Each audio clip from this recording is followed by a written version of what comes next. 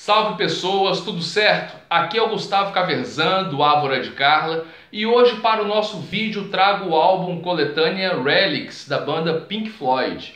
Um disco muito querido e bem estimado pelos fãs do Pink Floyd por fazer do seu conteúdo uma espécie de resenha sonora muito interessante da fase inicial do grupo. E aqui irei traçar algumas rápidas considerações a respeito das faixas que compõem esta coletânea bem especial. Mas antes peço, por favor, que você se inscreva aqui no nosso canal, beleza? Então vamos lá!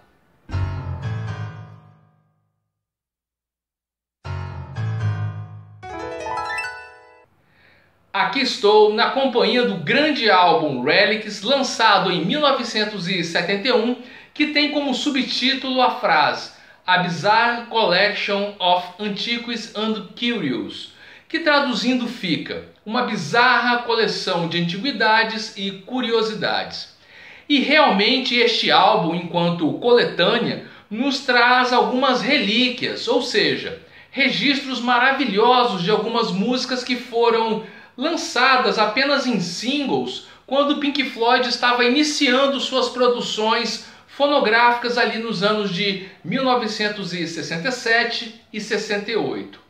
Além disso, esta coletânea traz algumas músicas que foram extraídas dos discos que o Pink Floyd lançou ainda nos anos 60. E o bacana é que neste álbum a banda também apresenta uma música de fato inédita, que é a Biding My Time. Então, como tentaremos mostrar, este álbum pode ser considerado uma coletânea curiosamente dotada de certas músicas que talvez soem, entre aspas, novas para muitas pessoas. Por isso talvez tenha aí sua bizarrice originária, como a própria banda sugeriu. Então, como assim, É uma compilação de antiguidades que ao mesmo tempo traz coisas que podem me soar inéditas.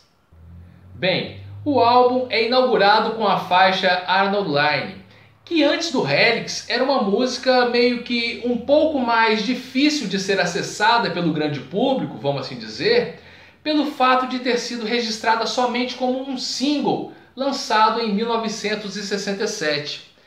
Isso antes mesmo da produção do disco The Piper at the Gates of Dawn, que veio a ser o primeiro álbum de estúdio do Pink Floyd, álbum do qual a música Arnold Line ficou de fora. Então, aqui o registro dessa música ganhou um novo holofote, Deu a ela um destaque maior, possibilitando que fosse ouvida por mais pessoas. Já a segunda faixa desse álbum traz uma das mais emblemáticas músicas do gênero psicodélico, que é a Interstellar Overdrive. Essa música, sim, ela pertence ao repertório do primeiro disco da banda e que, musicalmente falando, é uma viagem de quase 10 minutos, onde o grupo explora bem os sons dos instrumentos numa espécie de sonoplastia para a criação de uma ambiência, de um cenário imaginário meio lisérgico. Então, Interstellar Overdrive é um som instrumental muito expressivo, forte, com variações climáticas muito sedutoras, tornando-se com isso um dos marcos importantíssimos para a música psicodélica do final dos anos 60. Na terceira faixa deste disco, a gente escuta a música See Emily Play, que foi mais um single lançado em 1967 e que não aparece em nenhum álbum de estúdio do Pink Floyd. Então, trata-se de mais uma obra que, a partir do Relics, se tornou mais acessível aos fãs da banda. E uma curiosidade, é que essa música ela ganhou uma evidência ainda maior quando, em 1973, o David Bowie a regravou em seu álbum de cover chamado Pin-Ups, apresentando, é claro, uma versão muito bem produzida dessa música. Seguindo, a gente tem a faixa Remember a Day, música extraída já do segundo disco da banda, no caso A Search of Secrets, de 1968. É uma música com aquela marca, né, viajante bem característica do Pink Floyd dos primeiros álbuns.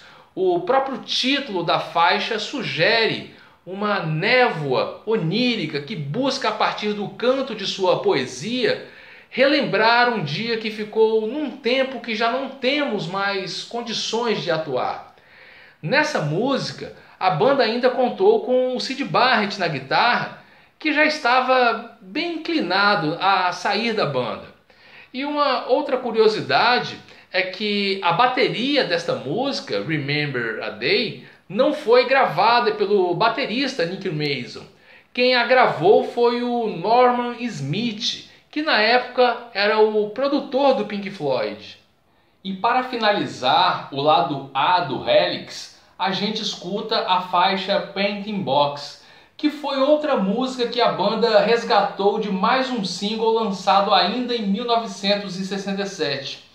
Então, esse lado A do disco apresenta um Pink Floyd da fase bem inicial, que teve aí o Syd Barrett como personalidade marcante para os trabalhos produzidos com o grupo. E no lado B deste disco, a gente escuta outra música que também foi lançada até então somente como single. Falo da música Julia Dream, que pela data de gravação, 1968, e pela circunstância ali vivida pela banda, provavelmente tenha sido a música que o David Gilmour cantou pela primeira vez numa gravação do Pink Floyd.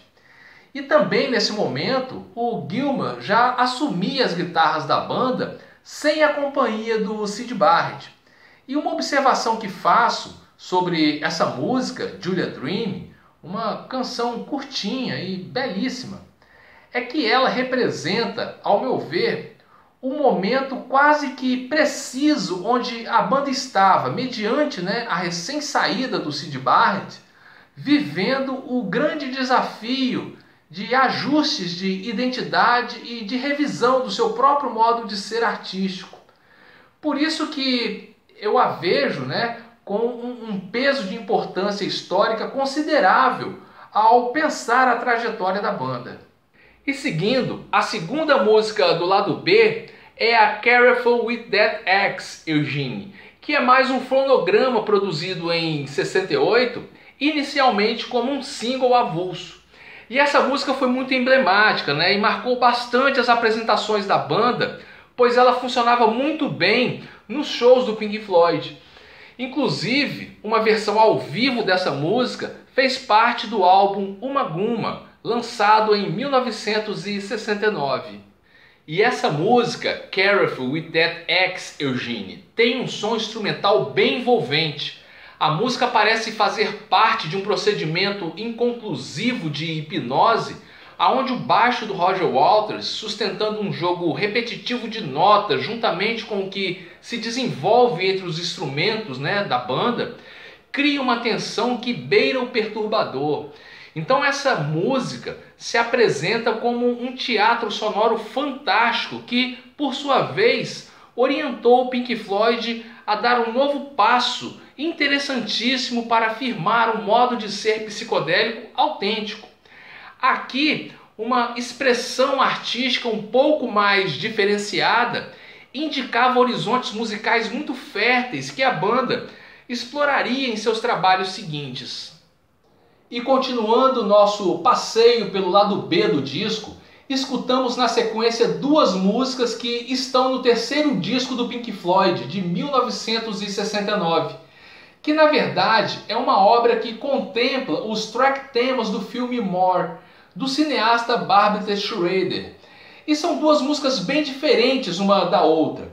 A faixa Cirrus Minor é um tema bem calmo, com um ar campesino, acolhendo uma sonoplastia muito serena, com cantos de pássaro, tendo um arranjo de órgão muito bonito, que desfruta suavemente por um bosque sonoro primaveril, bucólico. Mas logo em seguida vem a faixa The Nile Song, que é um rock bem pesadão, naquela vibe crua de baixo, batera, guitarra, com um drive sujo, incisivo, o vocal, né, se expressa de forma bem fervorosa.